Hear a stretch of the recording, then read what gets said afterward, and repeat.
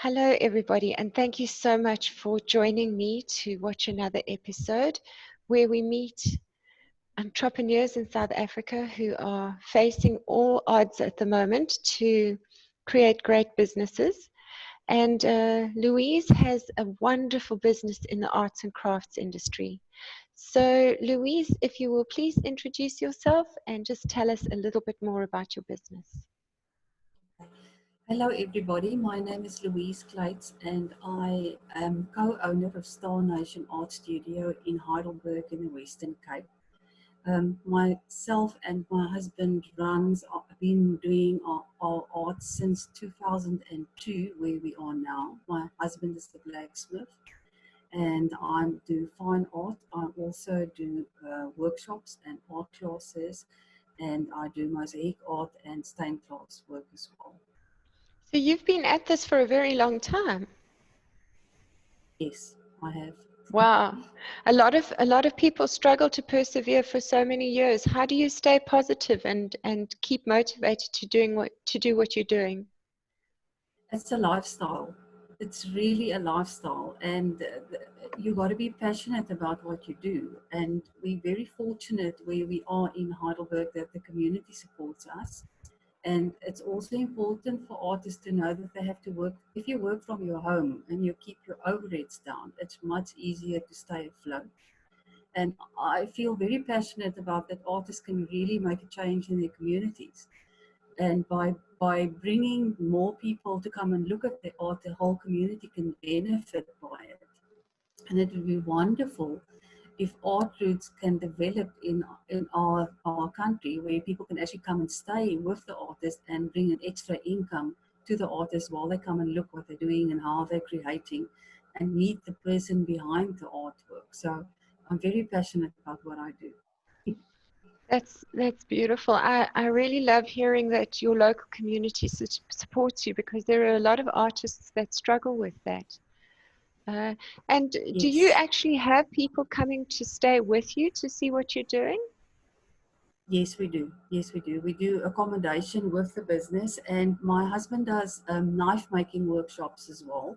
Okay. And yeah, we've trained a lot of people during the years that we've been doing what we're doing, and it's difficult. I understand why artists and crafters gets isolated, because you're either going to be busy with people or you're going to be busy working. You can't do both.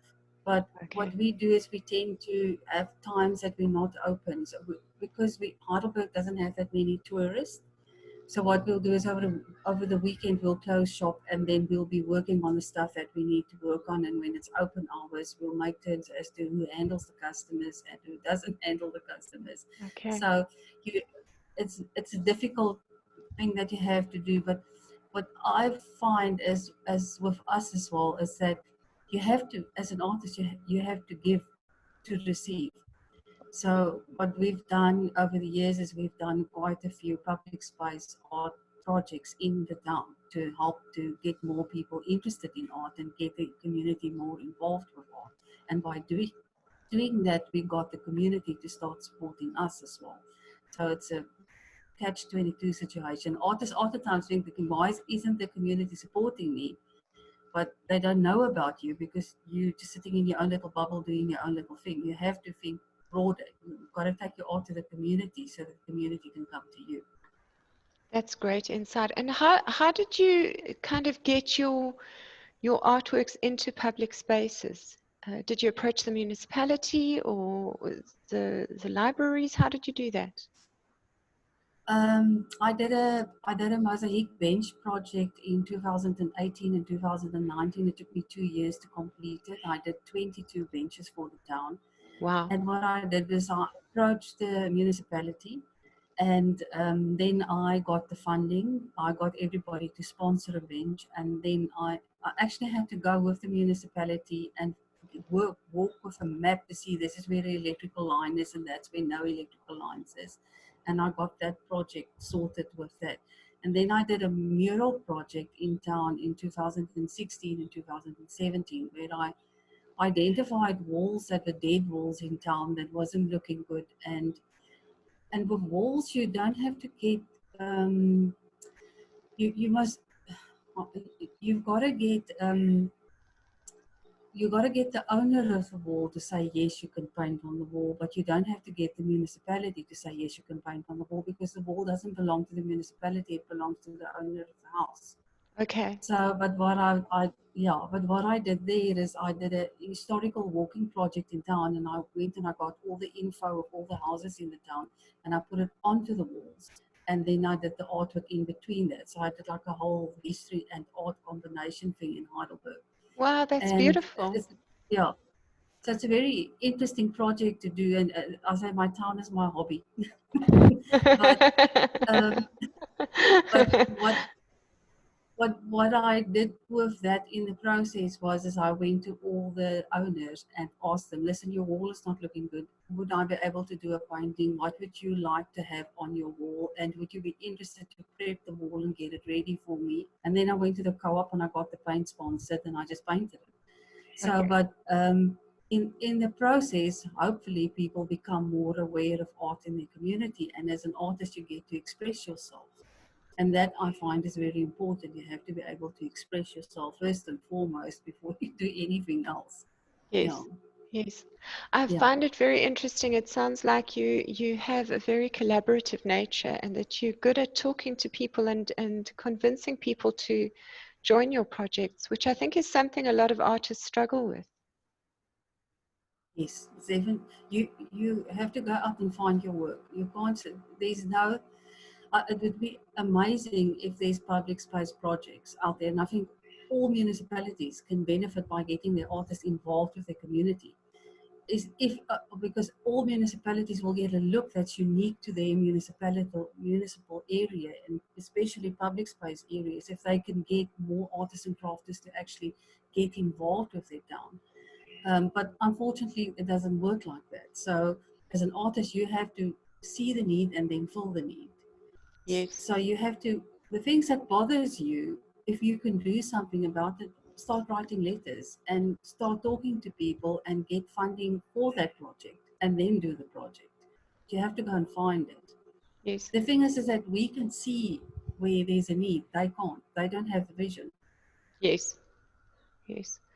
I find it very interesting to hear that you ask the person who owns the wall, you give them a reason to be involved, then you go to find somebody who would have a reason to sponsor you with the paint, and then you put all of Yes. that together with your time. I think that's a great model, and a lot of people can learn from that. Thank you for sharing that with us. So, It's a pleasure. what do you enjoy most about your job? First and foremost, I love art in all its forms. I love color. I love seeing beauty around me, and what I'm and I've I've always felt in my heart that this thing that makes life beautiful for me is something that I have to share with the world. So that's why I'm passionate about what I'm doing. And with what's been happening as well is because we're isolated, it's oftentimes difficult to sell your art and it's difficult to sell what you're making. Um, and so what I've done is I started teaching. Right from the first, when I started selling my products, people were saying, "This is amazing what you're doing, but I also want to do it." And then not, they don't buy the project, but they want to learn how to do it. So Yes, then you have to adapt. You have to adapt. So what's been happening is lately, I think I I smile in my inside about it, but I think what's been happening is people's been looking at Pinterest and all these places and seeing all this wonderful art, and this need inside of them has been growing. I also want to make this, but I don't have the time to do it. I also want to do this. And then it's a catch-22 because it makes people see that handcrafted stuff is beautiful and they would rather have a handcrafted item before they go buy it at, say, Mr. Price.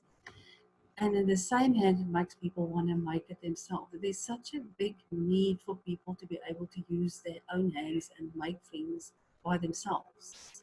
And that's why oftentimes if an artist or a crafter starts to teach other people how to do what they're doing, they can cut their own throat with their business because then other people will also start making what they're doing.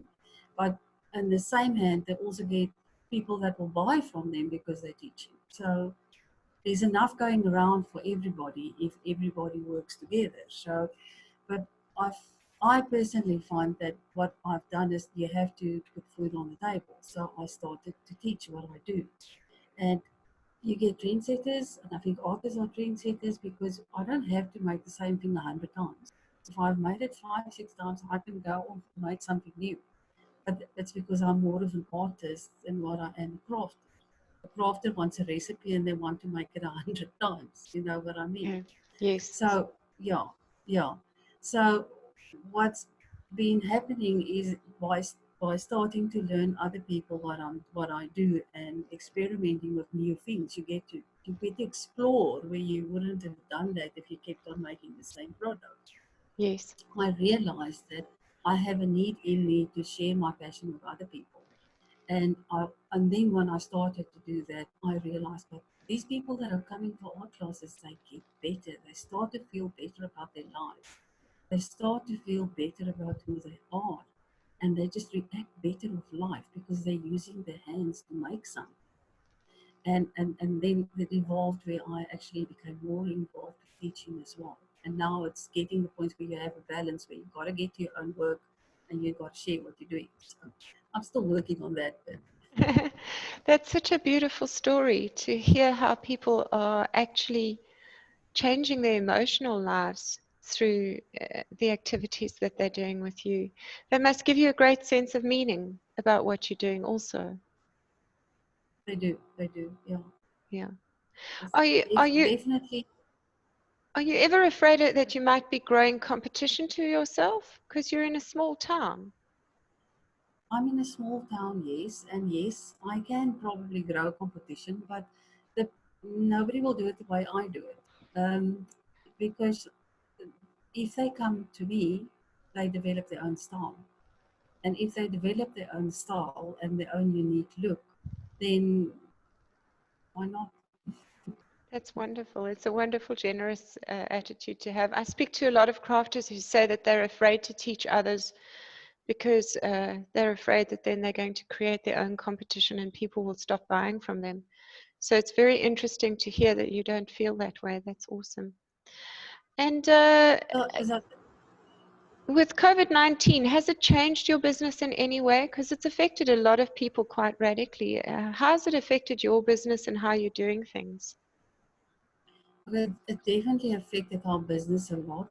Um, My husband hasn't had any business since the COVID-19, since 2 weeks before COVID-19 started. And he's now starting to get jobs that's coming in, but he can't get any supplies. He's got to do aluminium gates for a client and he can't get hold of aluminium. They're still pouring the aluminium. So, so half of the studio's finances has just been cut off. And myself, instead of people coming and working with him personally, I started to do art courses online and I Okay. teach via Telegram.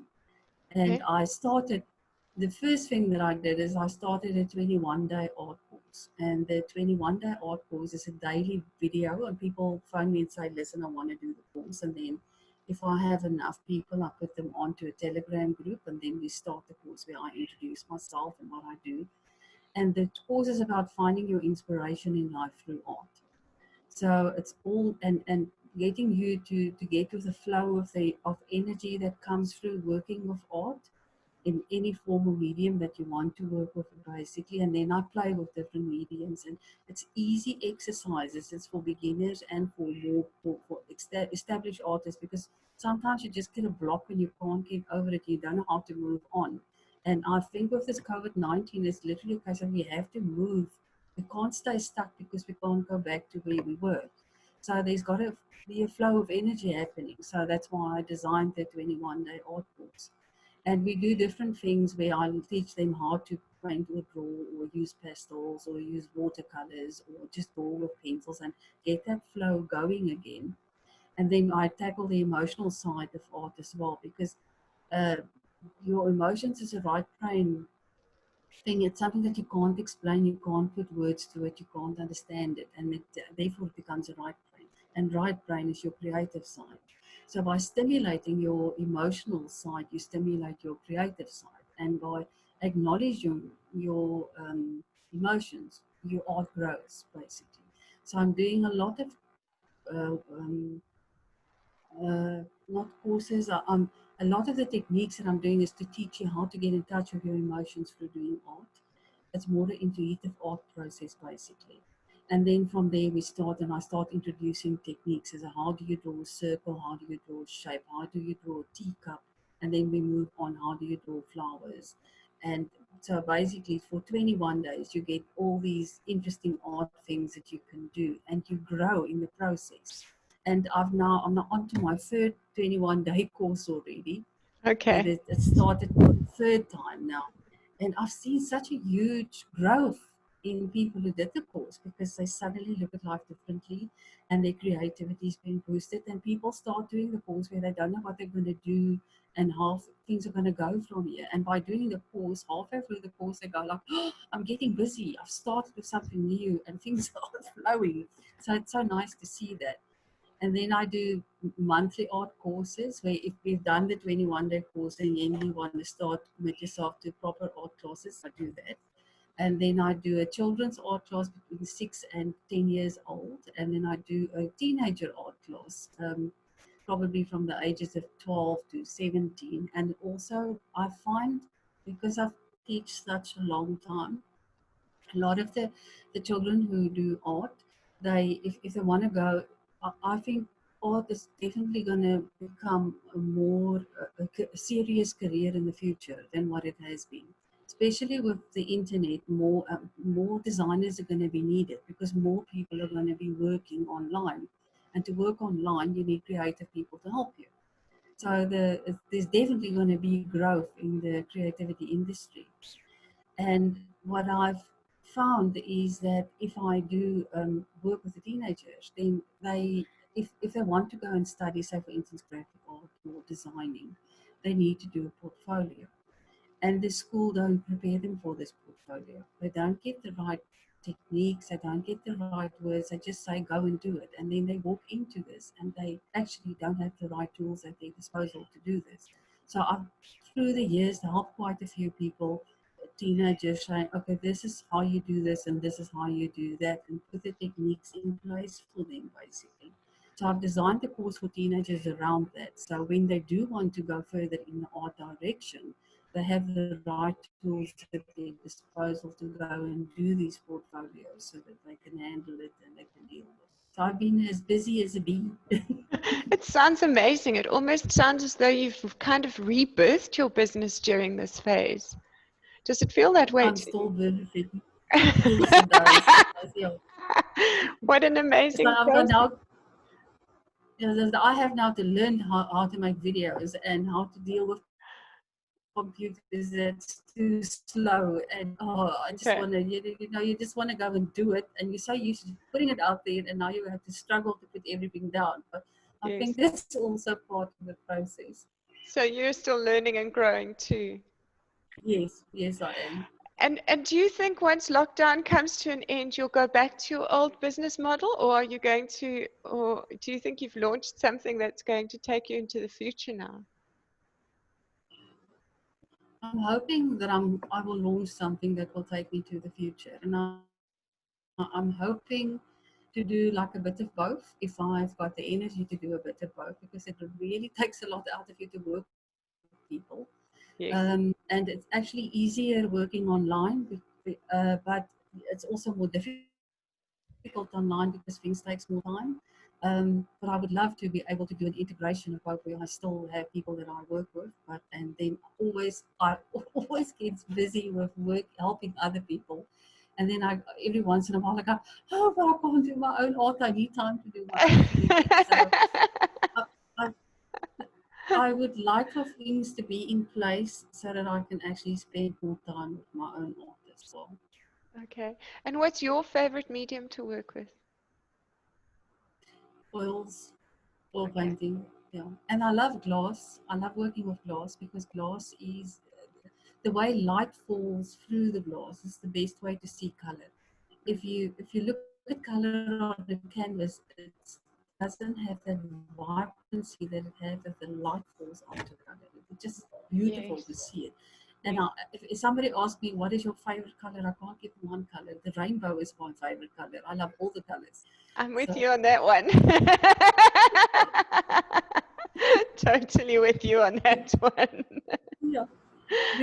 You can see with a child, if a child comes for art classes and they're like 4 or 5 years old and they come for art classes for the first time, the creative child, you will give them something to do, and the children will do it as correctly as possible, and they will stress themselves silly when they start to come for art classes. And the first thing you have to teach them is just don't worry about what it looks like.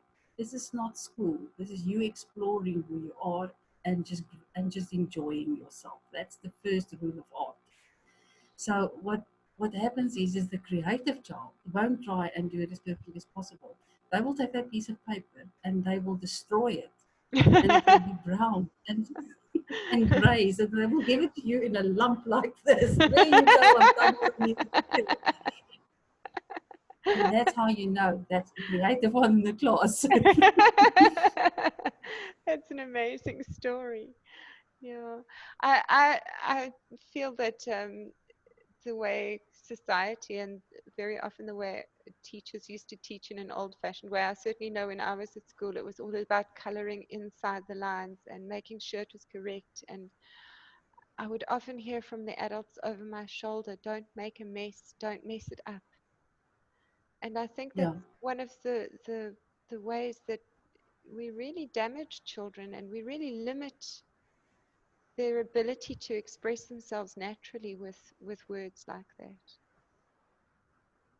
definitely. And one of the things that I do in the 21-day art course is actually tackle that with the grown-ups, because they come for art class at the 21 days and then they still have that voice Yes, that still tells them, don't mess up, yes, don't mess up, don't do this. And we do one of the exercises that we do is we draw doors, two doors, the door to what blocks you and the door to what opens you to your creativity. And then you discover what's behind that door, and most often it will be a voice telling you, don't mess, yes, yeah, don't mess. yeah, And you need to mess. You need to mess to learn what you're doing. And in the end, you color in much better in the lines if you messed than what you did if you were trying to do it perfectly. That work has got to be perfect. And I always ask them, whose voice are you hearing when you tell yourself it's got to be perfect?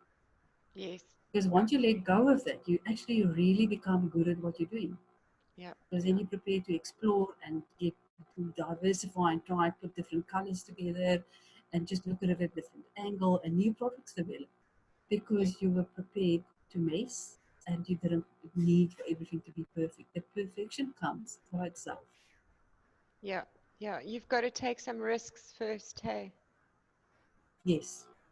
And you sound like a real risk taker. What do you think it is about you that made you so kind of open to taking those kinds of risks? Were you allowed to experiment as a child, or did you just rebel against the control? Like, I wasn't allowed to experiment as a child, but my mother always used to say, Louise, please don't think for yourself. Oh dear! Stop. Look where it's got you She, today. yes, she used to come home and she'd walk into her bedroom and I would have painted her cupboard blue. And she Yes. said, why did you do this? Why did you paint my cupboard blue? I said, because I thought it was going to look good. And she said, please don't think for yourself. So it's just something that's always been there. And as I grew up on a farm outside of Worcester, and I've got a twin sister and a younger sister, and we used to play outside the whole time. I had no contact with any art materials whatsoever. There was no art in the house, and but I used to play outside with mud and Okay. twigs, and I used to build everything ever since I was small, and I still do that. I still build, and it comes from playing. And I think that's why it's so important for me to show people that if you play, you get good at what you do. Yes, yes. Play is a very interesting space, and I think it's underrated in adulthood. I once Yes, attended a talk by a guy who studied play for all of his adult life, and he said that the two meta tags attached to play are "you are safe here" and "you are valuable." And yeah, if you can allow a person to feel both safe and valued, they will feel free then to play and have a good time. And that's where we really learn the most. you know. Yes. So I think you're creating great spaces for people. It's such an inspiring story. How is your husband coping during this time when you're birthing all of these things and he's quite frustrated with supplies and that sort of thing? Well, his first response was to go and sort his studio out and clean everything up and pack everything away, and then he done that. So then he said, okay, what do I do now? And then people Okay. started phoning him and say, can't you build a stall for us? We want to start to make our own liquor. So he's So stuck. he So what he's done, he's got one or two of the farmers in the area actually brought them old copper geysers and said, please turn it into a stall. So he's actually took the time and he's now developed a stall that people can buy. And so now we Okay. need to figure out the way to market it for him. It's now in Okay. the process where he's now done all the work. You can now buy a stall and make your own liquor at home, and you can even do gin or whatever you want to do. But we Okay. don't we don't know how the logistics of this will work because we don't know if it's legal to market it at home. I was going to ask, is this legal? No, this is legal. We don't know how to market it, but because he's a blacksmith, but he's more of a metalsmith. He Yes. works with different metals, so Yes. he's actually quite good at copper. So and he's Okay. worked with copper. He works with aluminium and stainless steel and your black metals, and then he works with copper as well. So he's. Okay. I think the thing with both of us is we're very diverse. The the Afrikaans has got a saying, "Skoenmaker hou jou by jou lese." Mm. It means that you got to stick to what you know. But we are very good at moving with things, and he will move into a new metal if that's what it needs for him to keep his business open. But it's also a birthing process for him, but his process was slower than mine because he hasn't started to make money from it yet. Where Yes. I'm already in the process of bringing an income into the household by Yes. doing the online art classes. Yes. I Yeah, find it so he's not standing still at all. He's also no, creating something new. I find it so yes, interesting because many people are looking at this period with COVID-19 as an ending, and yet in reality, for most of us, it's a beginning because it's it's the challenging beginning. us to push against the limitations of our resources to think of new ways of doing things that we might not have considered if we just plodded along the way we were before. Yes, Yeah. definitely, Thank you for definitely. sharing your inspiring story. It's a pleasure. Thank you for asking me. Okay, so I see we are moving towards the end of our time. Do you have any parting comments? Where can we find you online? Are you on Instagram? Where can we look for you? I am on Instagram. On Instagram, it's Kluyts Louise, and then I am on Facebook. And on Facebook, you can go look Star Nation Art Studio. It's 4 words. And also Louise Kluyts on my own name. And then I've just started with a YouTube channel. I'm still figuring out how to do it. And what I do is I will do a free demonstration, and then I'll put the free demo on the YouTube channel. And I'll put the free demo on the Facebook Star Nation Art Studio as well. And hopefully that shares to Instagram. I'm still figuring out how to do that, but Okay. and we are doing. I've written basically a book on videos. I'm busy with it at the moment where we're going to launch how to do a drawing course on basic drawing through drawing still lives, and we're going to market it on Quicket like you would market a book on Quicket where you buy the whole course. And I'm in the process of shooting all the videos and putting everything together, and all the techniques that I've used over the years to get people how to draw and teach them how to look at things. I've put together basically in one big package so people who's interested in doing that can do that. Either do it by doing it online with Telegram or by buying the whole course, and then they can just do it in their own time. Okay, But that's it's we're starting with the marketing of that now, but I'm still busy putting the videos together. just It's a lot of work. you're a busy lady. You've got so many things that you've started during this time. It's an absolute inspiration to other artists out there. Thank you so much for sharing your story. Thank you. It's a pleasure. Thank you, Melanie. Okay, and I hope to speak to you again one day soon in the future. Maybe we can do a follow-up video in 6 months' time and see where all of this has gone.